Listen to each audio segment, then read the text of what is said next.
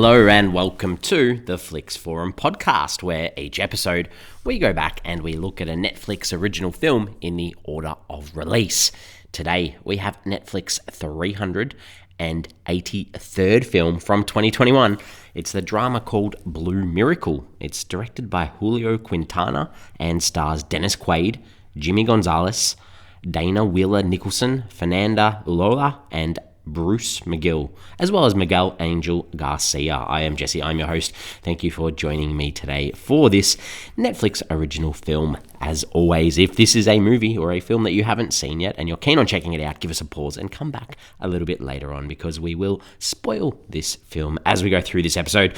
We do start our show with the Fast Flicks, where we do a quick little summary of what the film is all about. So this one, it's about an orphanage that's running low on funds, and they enter a fishing tournament in the hope of taking home the money prize to keep their home afloat. This is a feel-good film. This is a family-friendly feel-good film. We'll talk about. I won't say too much now, but obviously we do like to talk about how this one ended up on Netflix. So let's have a chat. This is based on a true story. So this is based on an orphanage in Mexico. I think it was from 2014, and this is all around real events. So there was a fishing tournament called the Brisbee's Black and Blue Tournament, and it was at the host city of Cabo San Lucas in Mexico. And just 5 weeks, a hurricane wreaked havoc on the region. So in an effort to keep the tournament alive and to help stimulate the local economy, the Bisbee's Fish and Wildlife Conservation Fund created this Cabo Relief Fund, and this anonymous donor pledged to pay the entry fee for any team that agreed to hire a local boat. Because the entry fee was waived, the boys from the orphanage, or I think they call it a child caregiver organization, which was called Casa Hoga, they could enter the competition. So what we see in this film is all based around this as well. The boys from this orphanage, they get on this boat with this guy called Wade, and he's the skipper, I guess, and he's seen to be a 2-time champ of this fishing tournament. But this actual character for the film was heavily fictionalized for the plot and for purposes like that. So the character was vaguely based on a guy called Ernie Cosio, who owned a fishing vessel, much like the one in the film, which was called Not Enough, as in the knot that you tie. Another dramatic story element that was added was when Omar, we'll talk about the character soon, but Omar discovers that Wade is cheating to win the tournament. So there's no actual evidence that the real guy, Cosio, ever did that as well.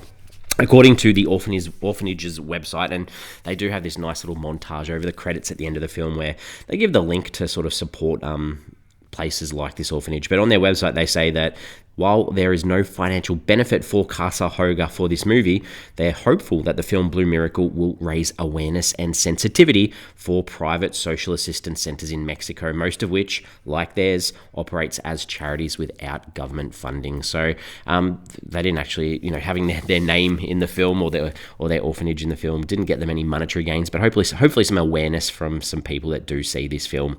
This was released on Netflix on the 27th of May, 2021. It wasn't actually filmed in Mexico. It was filmed in the Dominican Republic in a little town called La Romana. So there we go with that. Around the world. So Blue Miracle is obviously about the idea or the miracle of being able to save this orphanage set on the sea, with the ocean being blue and many things in this film being blue we will talk about later on too. But around the world, in Hungarian it's called Saving Casa Hoga, so saving the orphanage. In Italian it's Blue Miracle, Fishing for a Dream.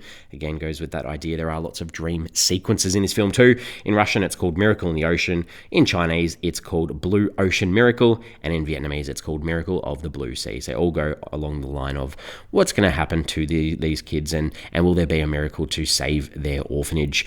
The working title for this one was actually called On the Line. Not too bad to tie in with the idea of fishing and the idea that the orphanage, the boys and their ability to live there was on the line as well. So I don't mind that. That was good.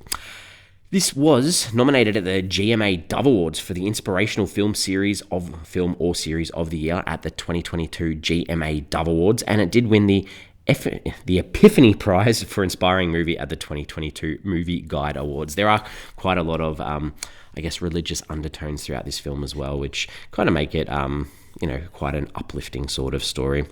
What are the critics and audiences saying about this film? On Rotten Tomatoes, this sits at 69%. That's on 25 reviews, so it is fresh, on the fresh side. The audience has it a little bit higher, 75%. That is on more than 100 ratings, so fairly solid there. IMDb, pretty similar, 6.6 out of 10 on 8,400 ratings. And Letterboxd 2, a 3 out of 5, solid there, 5,326 ratings, but it's been logged by 7,300 people. And finally, Metacritic, our system that used the traffic lights of red for pretty much bad, yellow in the middle, or green for good. For the critics, it sits at a 48 out of 100 on 7 reviews from critics, so that is yellow, that's in the middle range, whereas the audience, it sits at a 6.7 out of 10 on 11 reviews, that is green. So positive from the audiences, you would say, in the middle range, or the middle ground for critics overall. What are my early thoughts for this film? I think it sticks to this generic faith-based kind of film structure, almost crossed with a feel-good sports film, even though I guess fishing isn't a sport that you would possibly see make a big hit sort of film. So this is probably the perfect spot for it on Netflix, and it's done effectively to make you feel good and get those warm tingles inside. So solid film from me. Let's talk about the character. So Omar, I've sort of mentioned him before. He's the guy that leads the orphanage with his wife. Her name's Becca, and it's there for these down and out kids to ensure that they're not living on the streets, they're staying away from crime, staying away from violence, those sorts of things. Obviously, Omar and Becca, they're struggling with the finances of this Casa Hoga, and they're worried they're going to have to close the doors and send these kids out on their own, which they don't want to do, because we know how passionate, or we see how passionate Omar is about this. And we see through flashbacks that he too was a street kid and mixed with the wrong crowd. So the idea that he's got this family almost where the kids all call him Papa because of the impact that he's had on them, it would be sad to see this go. His wife, Becca, I guess, there's no real role for her other than to make a few quippy one-liners and ensure that Omar remembers that the bank is after him and they owe money and the kids are going to have nowhere to live anymore. Just repeat that. So as an audience, we know that the stakes are high. They're in the background there. The other main character is Captain Wade. This is the one played by Dennis Quaid. He's this grumpy old gringo. He's the one that owns the boat that they're going out on to try and win this competition. And he wants nothing to do with the locals, especially the kids. And he's almost forced to take these orphans on his boat so he can compete in the fishing competition to get that free entry into the event, because he's down and out with monetary funds as well. I think a bit of a confusing character for me. He kicks at the start. He's the first sort of scene we see with him. He's doing this interview almost with this American tourist, and this tourist almost wants to be able to go back to his mates and say, I caught a fish. So he wants Wade to guarantee him that he's going to catch a fish. And this is something Wade doesn't like. I feel like he wants to see hard work. He sort of kicks this guy off the boat. And I'm not sure whether this is in relation to feeling regret and not pain, but that idea that we see later in the film. He cheated in his win in the same competition by buying a fish for the win at some stage. So I'm not sure whether that is a bit of a mixture of characters, and not like we see that he wants to do hard work and he wants to do the right thing, and then in the end he goes back to those cheating roots, but at the same time at the start he won't let this guy cheat. So I was a little bit confused. He does use his journey with these orphans to go back to his son who he abandoned and try to make things right as well, and it's clear he wants to be a winner. He wants to win in no matter what he does. The orphan kids, they're mixed throughout. They've all got these little stereotypes, whether they're meant to create the humor or whatever they are. Tweedy's sort of this kid, the first one that we see, that he keeps running away from the orphanage and in the hope that his mother will come back, and he holds that almost faith-based idea that I'll talk about soon that Omar uses through him. And then Moko's the only other one I'll talk about. He's the older kid. He's in trouble with the cops and Wade because he stole Wade's watch, and Omar does his best to try and convince him to come and be a role model for the younger kids at the orphanage and live with them, but he's resistant most of the film until obviously we're going to see some sort of positive change from him towards the end. The director, Julio Quintana, I did a little bit of look up. So his parents left Cuba during the revolution, but he was born in LA, so he's American. He's got 5 directing credits, 2 shorts. The first film that he did was called The Vessel with Martin Sheen, and that was his debut film. And then he's also done one called The Long Game, which looks like this Mexican golf film, almost another sports-inspiring story, and that also has Dennis Quaid in as well. So I'm interested to sort of check those other 2 films out, I think. Let's talk about the scenes. What stood out? What didn't work for me? Like the good things. There's visions throughout the film. Omar, every time he wakes or is asleep, he has these dreams and nightmares almost from water, and this connects to the loss of his dad. These were good throughout, and obviously highlighted that color blue throughout the film. We have a moment where Wade I said this before, where he interviews this cashed up gringo to take his boat out and catch that marlin, and he wants to pay that extra to guarantee a fish. And I like the way that Wade cracked it and scares him off the boat. That was quite humorous.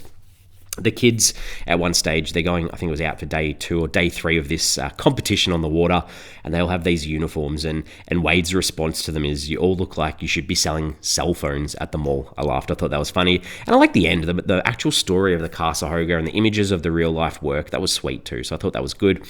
The only thing that didn't work for me, there's a moment where this character called Hector from Omar's past rocks up, just almost to remind Omar of his past, and give the uniforms, I guess, to the kids, but to offer him back into almost that seedy world that he used to live in. I feel like there was no real need for this scene other than this quick cameo almost from Raymond Cruz, and I don't know, it just didn't add anything to the film. They could have easily cut that out. Some themes, some ideas, I've talked about this a couple of times, but the colour blue, like blue, the costumes, the clothes, the sea, the orphanage, the title that we talked about before as well, that all plays and resonates a big part in this film. Overcoming your past and helping others is also super important in this film. And the idea too that you can make your life better and do what is right, even sometimes when it is a hard thing to do. Temptation plays a part of taking shortcuts, again, doing the right thing, like the idea, don't cheat, don't steal watches, don't cheat with fishing, because in the end, things are going to turn out, hopefully. Faith plays a big part through symbolism throughout the film. We see there's moments of prayer, there's mention of God and hope, and nailing your prayer to a wall, that symbolic image of nail to Christianity as well. Perseverance plays a big part too, through tough times and resilience, and own your mistakes and keep pushing through. What did I take away from this film? I think I spoke about nails just there before, but there was this scene where Omar was changing the tire on his car because there was a nail in it, and this nail analogy throughout about using the nails to stick prayers on a wall and things like that, and it's very religious undertones. It just stuck in my mind because I literally had a screw in a tire in my car the day before I watched this, and I was like, oh, is this some sort of weird reckoning? So that was just a personal takeaway while I was watching this film. We have a moment sometimes where we jump on IMDb to check out the cast or some people we may recognize. Bruce McGill, he plays the character Wayne Bisbee in this film, and as soon as he's on the screen, I'm like, I know this guy. What's he from? And like, I was really desperate to find out what I'd seen him in recently, but this is a guy who's literally been in pretty much everything. Like, I could have listed off 1,000 things. I'm sorry, not 1,000. He's got 169 acting credits. So this is a guy that works hard in Hollywood. You'd recognize his face as well if you saw him, but that was just a little random one for me that I needed to work out where I'd seen him from, and it's too many things to list. Some questions, some pondering, some thoughts, some ideas. There's just a little bit of commentary online in regard to this film being a very Spanish or South American based story with very little Spanish spoken on screen. And I guess that's an interesting thing with the Cuban heritage from the director. Maybe this could have been done a bit more representation. Like, why did they choose to do this mainly in English? I'm intrigued, very intrigued. If anyone has any answers, if you're part of making this film, reach out, let us know, because a little bit of culture could have added a little bit more to this film as well. Anyway, I'm ready to wrap this one up. We give the films we cover on this show a rating out of 5. For me, I think it's a nice film. It's just a nice film. The use of colour, I like that throughout, even if it is in your face. The kids are sweet. They add to the story, and it's based on a real life story too, so you can't really whack this film too much. At least it doesn't go down that sentimental path of being too over the top and too in your face. I enjoyed it. I'm giving this a 3 out of 5, a solid score for me. We're on socials. We have Instagram, we have Facebook, and we have X, formerly known as Twitter. The question I wanted to put out for this episode is the idea of, do you like to fish? Is fishing something that is a pastime or a hobby that you enjoy doing? For me, I apologize for any people that enjoy it. It's so boring. I can't think of anything worse than sitting there just waiting for something to catch. We went on a family holiday a couple of years ago over to New Zealand, and my son was off with his grandfather and his mother trying to catch these trouts, and I was so bored. I was cold. I was just didn't want to be there. Anyway, I don't like it. Do you like it? Why? What entices you about fishing? Other than that, we are on socials. I just said we're on socials, but I'd love for you to give us a follow or a like on socials, and we will be back next week with another episode. This is an international film for next week from 2021. It's the Brazilian comedy called Carnival. It's directed by Leandro Neri and stars Lippe Ayala, Nicholas Antunes, and Giovanna Cordero. So give that one a watch if you're interested. A Brazilian film. We've done a few of those recently, so keen to check that one out. As always, thanks for hanging out, and I'll see you next week.